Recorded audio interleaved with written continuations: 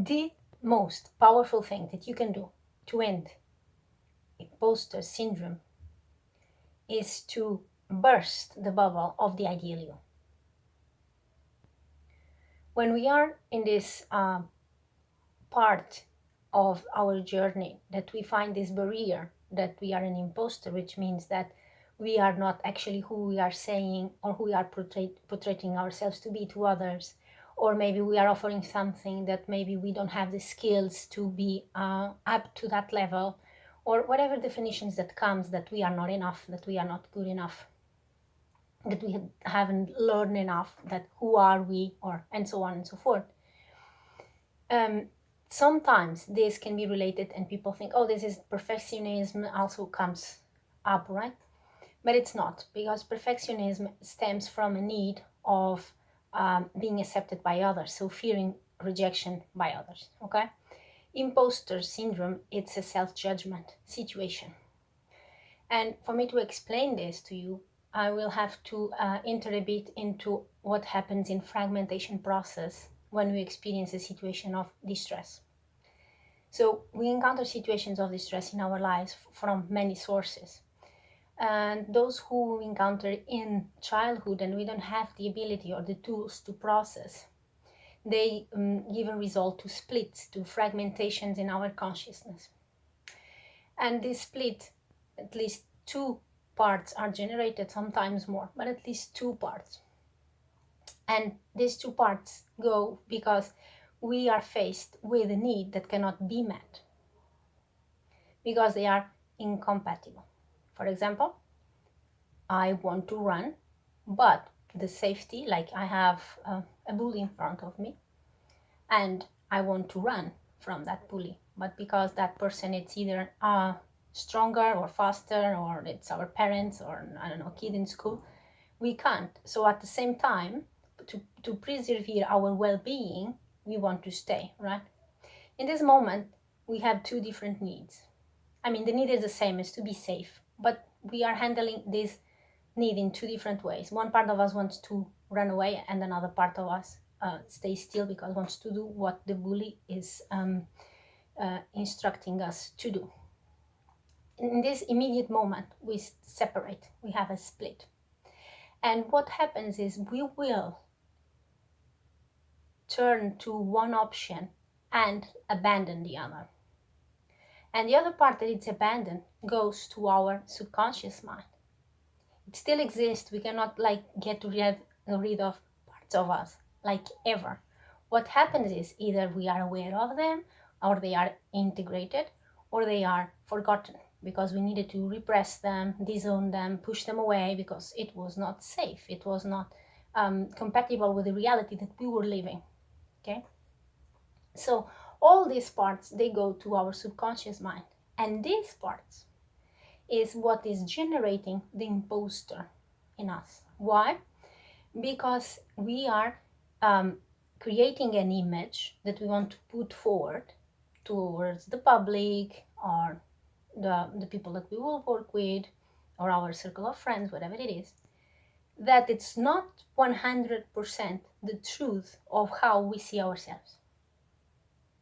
So we created this ideal self, that is, I behave like this is what keeps me safe, this is what I like, this is where I find belonging, this is how I do things. And the other parts, all the other fragments that we needed to disown, to repress, and to push away, they exist, and they still become, and they still are part of who we are. And our unconscious mind knows this. So what happens is, when we are trying to put ourselves forward, like I am this, deep down, that part of us know, yeah, but you are not complete. This, and this, and this is also truth about you. But because we have this ideal self that we need to keep intact, because it's our self-image, it's our protective mechanism, we don't let those parts in. But they kick in when we face challenges, when we want to grow in life. Always is required for us to grow internally, for us to grow and to mature psychologically and emotionally. Like we need to find more space inside of us so we can accommodate more from life within us, right? Either it's responsibilities, people, money, whatever it is. If you are growing, if you are expanding externally, you need to do that growth inside of you. And the only way to do the growth inside of you is to become more of yourself. So you take those parts of the unconscious mind, work them in subconscious mind, and then integrate them with your conscious mind. These are details, you don't need to know all this, but what I want you to focus is to understand that if you have a part of you that still thinks you are not good enough, or this and this and that, it is because you actually have a part of you that believes it. And maybe, perhaps, even go further. You actually have aspects of you that are that. For example, we don't accept aspects of us that are like, I'm jealous, I am angry, I sometimes like to manipulate to get my things done, I fill in the blank. So all the other things that were not acceptable, that we needed to reject, but we had situations in life that actually generated those emotions and those perspectives. And that's okay, everyone has that. The danger is when people go around and live without owning those parts and then acting on them unconsciously, instead of owning them, integrating them, and make decisions from a point of balance. Because if I'm aware of that, then I can see what is the need beneath it, what was the situation that generated that, so I make changes and I adapt to it. Okay, I feel jealous. Why? Because I also want attention. And then we see that it's a part of us, maybe that it's 5-year-old that was fighting for attention for the other sibling. But because it's repressed, it's just active in our mind. And then we are adults and maybe we are in a work environment that we don't know because it's unconscious, but the mechanism is there. And then we are picking on our coworker, for example, on our colleagues, or we are feeling jealous and not owning that in a healthy way and having actions and taking actions to be of prejudice to someone else because we are jealous, because we want attention. And in this case, the boss represents the authority. So the boss will represent our parents. Okay? And this is just an example. I'm not saying that it's your case. I'm just saying that all these aspects, they kick in. And if you are not raw, if we're not honest with ourselves, we will not be able to sit and say, okay, I acknowledge this part of me without judgment. Because imposter syndrome also don't allow us for us to be in reality, because this ideal self that we think we have to be in order to have what we want don't allow those aspects to come in. So that's why I said, bam, burst the bubble. And then you become the real you that can accommodate all of this. And the interesting thing is you are less prone to experience situations where you will be jealous because you are owning that need, which means that you will be meeting that need in a healthy way.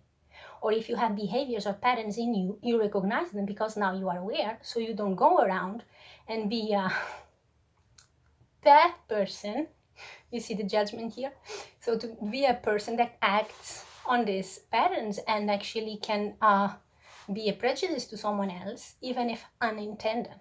Okay, so imposter syndrome says there is something in me that it's not real.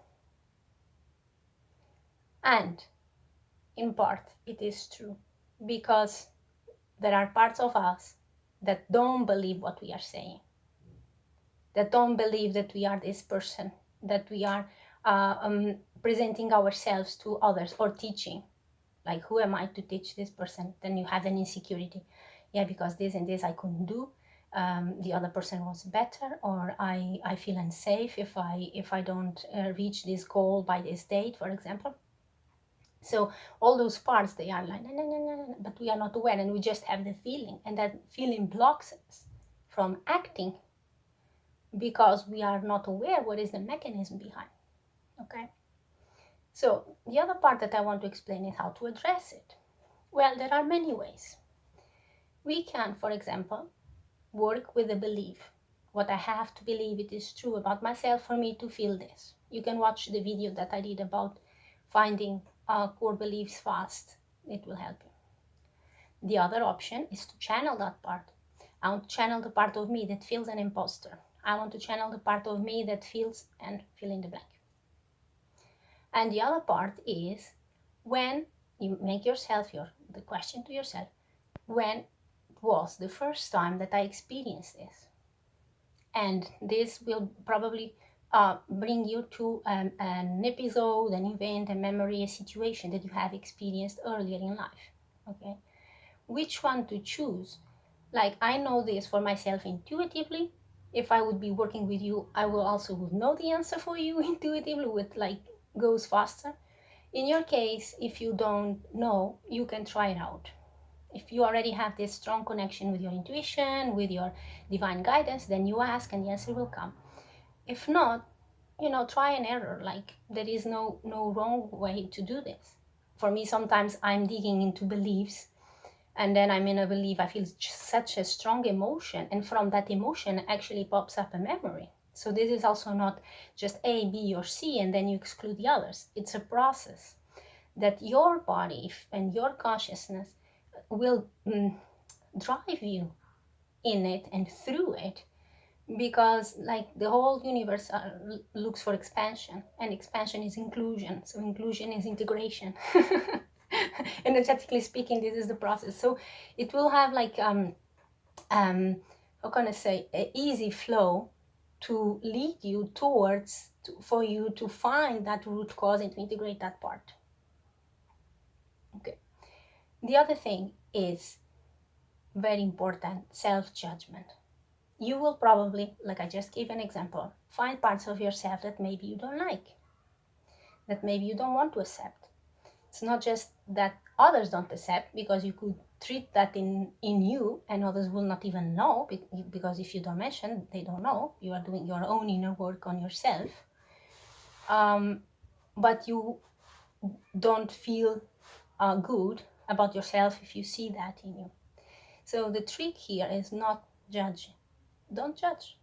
Everyone has those aspects in you. Most of them, they are heritage from other people, family and society and so on. So our job here, rather than be a judger, it's more to be an integrator and a healer, so we can build a society where people are more whole, where people are more aware, and therefore we live more at peace and more in harmony with each other, because we are we are mature enough to acknowledge those parts of us that maybe are not so beautiful, but they are there, and something happened to create those. So understanding that also helps. It's like, yeah, I was 5, I felt powerless, then I acted this, I felt angry, I could not manage my emotion, whatever it is.